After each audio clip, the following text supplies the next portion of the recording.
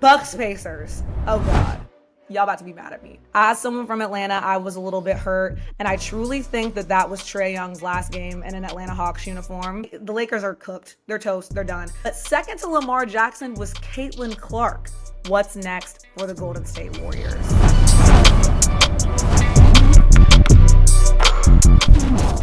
What's up, y'all? Welcome back to Courtside Chats. I'm your host, Mariah Rose, and as you know, we are in week 1 of the NBA playoffs. But first, let's go over what happened in the play-in tournament. The play-in tournament is basically just a lit-ass precursor to the NBA playoffs.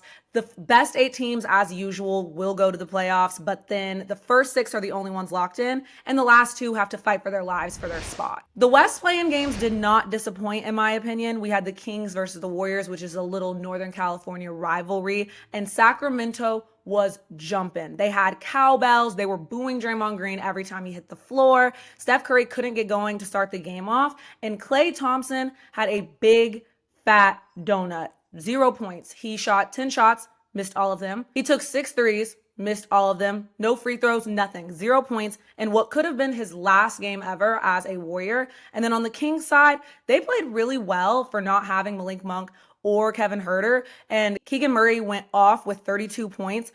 All that just to lose to the Pelicans without Zion Williamson. And I love Steph Curry. He's my favorite basketball player ever. I'm not saying he's the GOAT. He's just my favorite. And nothing grinds my gears more than when a team eliminates the Warriors just to go and lose. I was so disappointed. Then you got the Lakers and the Pelicans. This game broke my heart because Zion Williamson was finally having his moment. He had 40 and 11 when he scored his 40th point and tied the game up at 95. He went out with 3 minutes left in the game. And I will stand by the fact I think the Pelicans would have beat them had they had Zion to end that game out. But the Lakers ended up winning. They got their matchup against the Denver Nuggets, and we're going to talk about that a little bit later. Now for the East play-in, as I've said previously, the East is just not giving the way the West is giving this year. But first we had the Hawks and the Bulls. As someone from Atlanta, I was a little bit hurt, and I truly think that that was Trae Young's last game in an Atlanta Hawks uniform. So wish him the best. And then the Bulls played really well. We saw really good things out of Kobe White, but all that to go lose to the Jimmy Butler-less Heat. The 76ers earned their spot in the playoffs as I expected. Joel Embiid was amazing. He showed great leadership, but it looks like health is going to be a problem for them going into the playoffs. And so with that, let's get into all of my takeaways from week 1, because week 1 was interesting. And we saw every single home team win their game 1. I haven't seen that before. I don't know when the last time that's happened, but that was very interesting. Let's start off with the Thunder versus the Pelicans. I think that this game was a testament to the fact that even though the Thunder scored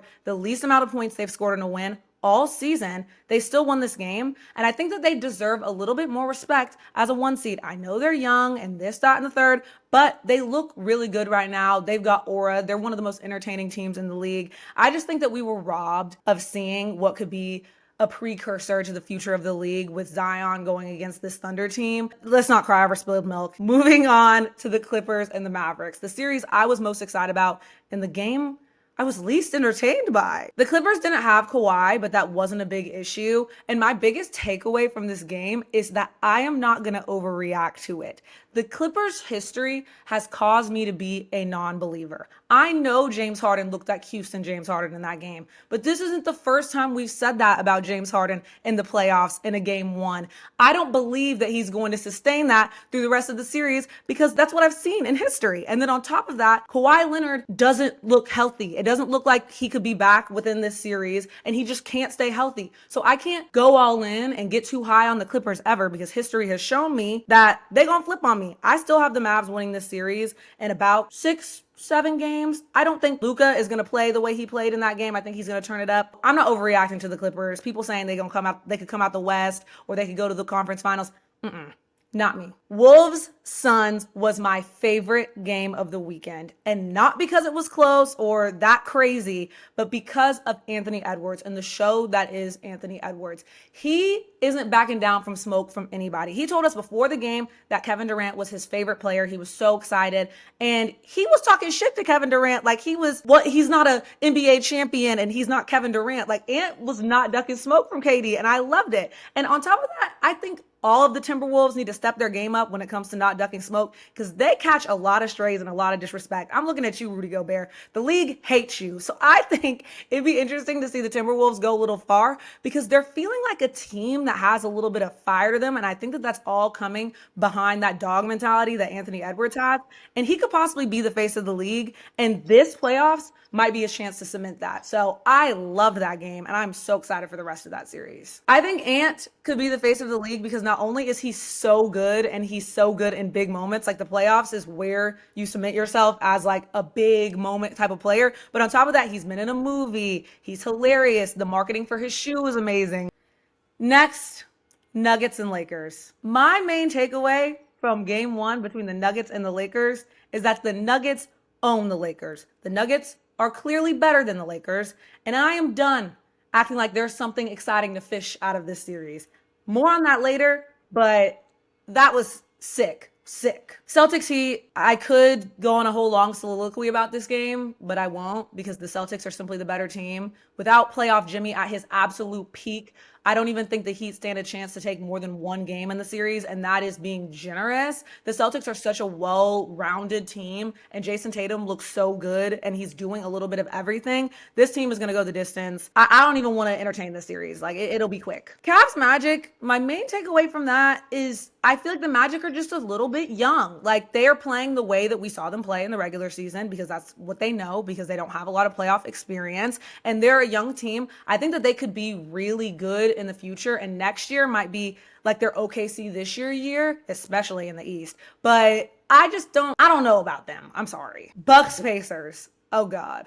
Y'all about to be mad at me. My main takeaway from Bucks Pacers is I was watching Damian Lillard go nuclear on the Pacers. And it's very clear to me that these teams do not like each other. They had the game ball situation. Tyrese Halliburton was doing the Dame time. It's very clear that they have a little bit of a rivalry going on. And obviously the Bucks took the game. I still think that the Bucks are in trouble without Giannis against the Pacers in this series because yes, Dame went off for 35 in the first half, but I was expecting him to have at least 50 when the game ended up. How you gonna score 35 in the first half? Tough shots. He was getting double teamed on threes. Tough shots. And then go scoreless in the second half. This is a classic case of the Bucks had their way in the first half, and then the Pacers made adjustments at halftime, and their adjustments adjusted. Like he went scoreless in the second half. You can't keep getting away with that for the rest of the playoffs, and without somebody to bounce off of like Giannis. I'm sorry, I'm not seeing it happen. Plus, this was Tyrese Halliburton's first playoff game ever. He's not going to play the way he played again. So I think the Bucks are still in trouble as long as Giannis is out. Knicks 76ers. Sixers fans, I'm praying for y'all because y'all can't catch a break. Joel Embiid is still not healthy. He tweaked that knee again. And without him, y'all are in trouble. I just saw a report that Tyrese Maxey is looking to be sick and might be out for game 2. And to be sick and be out for a playoff game means he's sick. So health is an issue for the 76ers. But none of that is my main takeaway from this game. I feel like we're getting way too lost in Joel Embiid being hurt. And my main takeaway from this game is that Jalen Brunson is severely underrated. I don't understand how, and no, he didn't have his best scoring night, but he was making all the right plays. He's clearly able to be a number one option on a good playoff team. And I just feel like he's so underrated. We don't talk about him enough. He was an all-star. He's a star in this league. And I just feel like he's still getting a little bit disrespected to me. I know people are starting to notice, and the league speaks so highly of him, but Jalen Brunson doesn't get nearly as much attention as I think he deserves, especially considering the fact that he plays in a big market. He plays for the Knicks. He's the main guy for the Knicks. And for some reason, he's just not getting talked about enough, which is why, even as somebody who has been vocal about being a certified Knicks hater, I want the Knicks to go real far in these playoffs because I want y'all to put some respect on Jalen Brunson's name. I think he deserves it. Now my predictions for the first round of the playoffs. I think that the Thunder are going to beat the Pelicans in, I'm going to say 6 being generous, maybe 5. I'll say 6 and be generous, but the Thunder are going to beat the Pelicans. And then Clippers, Mavs. I think this one could go to 7 games, and I'm taking the Mavs in 7. Wolves, Suns. I'm taking the Timberwolves. I am riding off that high. I love the Timberwolves this year. I'm taking the Timberwolves in. If Devin Booker shows up the way he showed up last year, I think this could go to 7. But I'm going to say Wolves in 6. Nuggets, Lakers. I'm going to say Nuggets in 5.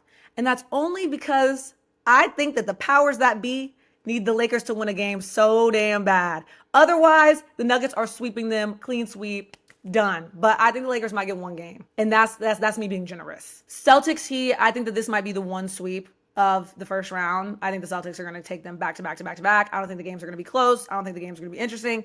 The Celtics are cleaning them out. Cavs Magic is another one that I think could go the distance, but I think the Cavs are ultimately going to take it. I'm going to go Cavs in 6. Bucks Pacers. This is the one I'm most on the fence about because I think I was picking the Pacers before I watched game 1, and I think a lot of people started picking the Bucks after watching game 1. But I think game 1 might have just encouraged me that the Pacers just have even more of a chance. I don't know when Giannis is planning on coming back, but if he's not, I'm going to say Pacers in 7. And if Giannis does come back, I'm going to say Bucks in 6. Knicks 76ers. I am a certified Jalen Brunson fan. I want to see him go the distance. So I'm going to put my money where my mouth is and say Knicks in 6. Now I'm going to give you guys some of my hot takes from everything going around the league. Obviously, it's playoff season, but there is so much going on in the NBA world right now that I have been dying to talk about. And first things first, what's next for the Golden State Warriors? Obviously, Klay Thompson is going to be an unrestricted free agent when this season wraps up, and he is simply not good enough for max dollars anymore. He wasn't even trying to put up a good fight with his big fat donut in their play-in game and got so defensive when the reporters were asking him about his future with the team. And I think the biggest indicator Klay Thompson might not be coming back is when Steph Curry was asked about the future of the Warriors in the post-game presser. He wasn't giving glaring, I want to keep this together and keep this train rolling like everybody else was. All he said was, I just want to win. So I think that things might get interesting with the Warriors offseason. The Warriors are stuck with Draymond Green because he signed a 4-year, $100 million contract. And despite his 2 glaring suspensions for violence this season, he's still an integral part of everything they do with their team. I think the year they won the championship, they had a good setup with sprinkling in some young guys into their core that they already had to hopefully prolong their dynasty. But Draymond ruined all of that by punching Jordan Poole in his face and sending him packing to Washington. So I think that obviously we've seen some exciting things coming from these young guys like Podziemski and their new roster, but I think that they were cooked after the Jordan Poole situation. And I don't know what they're going to do or if they're going to keep Klay Thompson on a pay cut, but this is just what happens. Dynasties come, they conquer, they get old, they go, and new ones arise. And that might be the Nuggets for all we know. But I just think that this is the NBA ecosystem. I love Steph Curry. He's my favorite player. I don't want to see him go out like this. But do I think that Steph Curry is going to win another ring so long as he stays with the Warriors? It would take a miracle. Now, the Lakers and the Nuggets. Lakers. How can you let a group of guys sun you the way the Nuggets have sunned you? This is unacceptable. These are the same people that swept you out of the Western Conference Finals last year and have beat you now 9 times in a row. I would like to go through the history of the significant times that the Nuggets have sucked the absolute joy out of the Lakers locker room because it's kind of crazy. So first the Nuggets sweep them in the Western Conference Finals, as we all saw. Then they go on to win the championship. And instead of shit talking the team that they beat in the NBA Finals, they spent their parade talking shit about the Lakers. They were calling Michael Malone the Lakers' daddy. And then LeBron tried to throw subliminals on Instagram and act like I'm the king, I'm the light, I stay on forever. Then we come into the season. On opening night, the night that the Nuggets got their rings in front of you, they beat you again. Then you go on to Kobe Bryant's statue unveiling, Mamba Day, a beautiful day in Laker Nation. They beat you again. Then LeBron scores his 40,000th point. They beat you again. And now game 1 of the playoffs, they beat your ass again. I can't, I've seen enough. The Nuggets are simply better than the Lakers. We try to hype up this series to be interesting and maybe LeBron can get one more and maybe LeBron can pull this. On his best day, I don't think the Lakers are going to pull this off. I think that it might be a gentleman's sweep, but it's going to be something. The Lakers are cooked. They're toast. They're done. They should have just gone ahead and lost on purpose like I told them to and played the Thunder in the first round. Now I want to get into the Athletics anonymous player poll. Now this is interesting. The Athletic does this every year where they interview a bunch of current NBA players about their opinions on different things going on in the league. And there were 142 players that answered questions. Now, they didn't all answer every single question, but it was about a third of the league that participated in this survey. And they went through some crazy stuff and gave their real honest opinions. So let's go through some of the most interesting ones. For MVP, 42% of the league says that it's Jokic. Following Jokic, 37% think that it's SGA, and 10% said that they think the MVP is Luka. I thought for the MVP question, what was interesting were some of the quotes that the players gave for why they chose who they chose. For Jokic, they said, quote, he's changed the game. His defense is underrated. He knows the game so much. And then an SGA voter said, I think he's the most consistent number one option on his team without a consistent helper. Like, there really isn't a clear second superstar. Even though Jalen Williams is coming on as well, I think what he's doing every game is the most impressive, and it translates into wins. Which, whoever that was ate with that. That convinced me that SGA was the MVP. Like, that's really true. But obviously, the players don't get to pick who the MVP is, but it's just interesting to see what they think, and that only 10% of them think that Luka is an MVP. Now, this was tea to me. For the best defender in the whole league, they said Wemby, a rookie, okay? But the most interesting part about it is they put Rudy Gobert in 7th place. Only 6% of the NBA thinks that Rudy Gobert is one of the best defenders in the league. They didn't even put his ass top 5. Rudy, fight back. But then it gets worse. It gets worse. Then they continue on to vote Rudy Gobert as the most overrated player in the league, followed by Jordan Poole, and then followed by Trae Young. Rudy, stand up. They're jumping you. I don't know what. I know he had the COVID thing and he could be a little bit controversial, but they hate him. He's a 3-time, could be 4-time defensive player of the year, and they don't even think he's top 5 in the best defenders. That either tells me one of two things. One, they just hate Rudy Gobert. Or two, sums up with them voters. Because how's he about to possibly win that award for the 4th time? And the players that are actually playing against him don't even think he's top 5 in the league in defense. They put Drew Holiday 2nd, actually. So I don't know, Rudy, but you need to stand up because they jumping you. And then I also found it interesting that they said Jordan Poole was the 2nd most overrated player in the league. Maybe I'm missing something, but I think Jordan Poole is just as rated as he should be. Like, I don't think anybody's jumping off the page singing praises to Jordan Poole. And look, Jordan Poole's situation isn't his fault. He's supposed to be a role player on a championship team, which is the position that we have seen him be in and be successful in. It is not his fault that he got decked in the face by one of his coworkers and that they couldn't operate in an environment together anymore. And so they chose Draymond Green over him. That is not his fault. He was pushed into being in a star role way too soon, way too fast, and he didn't ask for that shit. So I don't think it's fair to say he's the 2nd most overrated player in the whole league. As for most underrated player, Derek White and Jalen Williams tied for 1st place for most underrated. And I do think Derek White does get severely underrated, but no one voted for Jalen Brunson. And y'all know how I feel about that. I think Jalen Brunson is severely underrated. They asked them who they think the GOAT is, and conversation for another day, but I think the GOAT debate is so tired. I don't know. I'm sick of having it. But the players in the league think that MJ is the GOAT, but LeBron is a close 2nd with 42% of the vote at number 2. And then 3rd place was Kobe Bryant with 9% of the vote. Now, this was one of my favorite questions. They kind of cooked with asking them this question. They said their favorite arena to play in is Madison Square Garden for obvious reasons. It's the Mecca, it's classic, it's Madison Square Garden. But they said their least favorite arena to play in the whole league is Little Caesars Arena in Detroit. And now, whoever are the architects that built that arena, I don't want you to get too sad because they're not talking about the actual arena. They said, and I quote, I'm gonna read it to you because you're not gonna believe me if I don't read it. There are, quote, no fans and no atmosphere. Pistons. They said y'all have no aura. I'm sorry, that is no fans and no atmosphere. That's sick. Then they gave the refs the grade of C for the season. And I think that's actually a perfect grade for the refs this year because they were on some other stuff. But I thought the most interesting thing was 3% of the players that were asked this question said that they would give them an A. Who the hell are they? I don't know if they thought the refs might, they were getting on the good side of the refs, but an A is a little bit ridiculous. And lastly, when NBA players were polled on their favorite non-NBA athlete, they said Lamar Jackson, which I found interesting. He won the vote. But 2nd to Lamar Jackson was Caitlin Clark. And every single woman who made the list who received a vote from an NBA player was a college basketball player. No tennis, no WNBA, all college basketball players. I found that super interesting. The 3 players that got votes from current NBA players as their favorite non-NBA athlete were Caitlin Clark, Angel Reese, and Juju Watkins. Lastly, we got to talk about Jontay Porter, brother of Michael Porter Jr. of the Denver Nuggets, getting a lifetime ban from the NBA for betting on himself. Now, I know what that might sound like. He was bet on yourself. He was betting the under on himself. He was betting that his own self would play bad. And then on top of that, he was betting that the Raptors would lose. He was betting on his own team to take L's.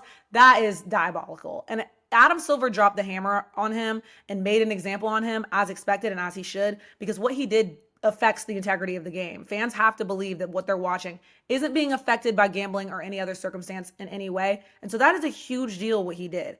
And to fumble a $400,000 bag, which is what he was making as a two-way player, for $22,000 in earnings from gambling on yourself, bro, crazy work.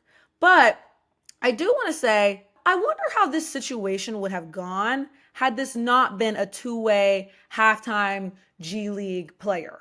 And had this been somebody a little bit better that was bringing a little bit more attention to the league, how would it have been handled then? Would that person have been, honored with a second chance?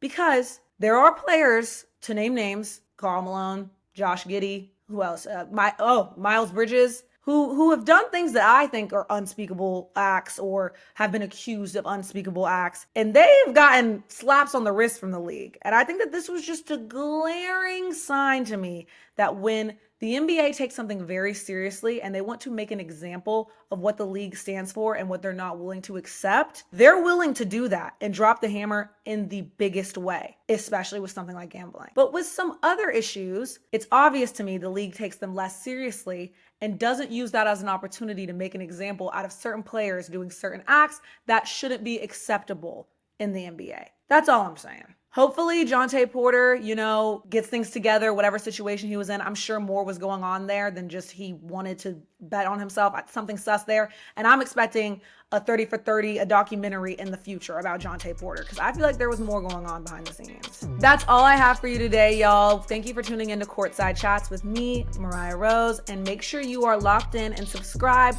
because we're going to be going over all the crazy drama going on in the NBA all playoffs long.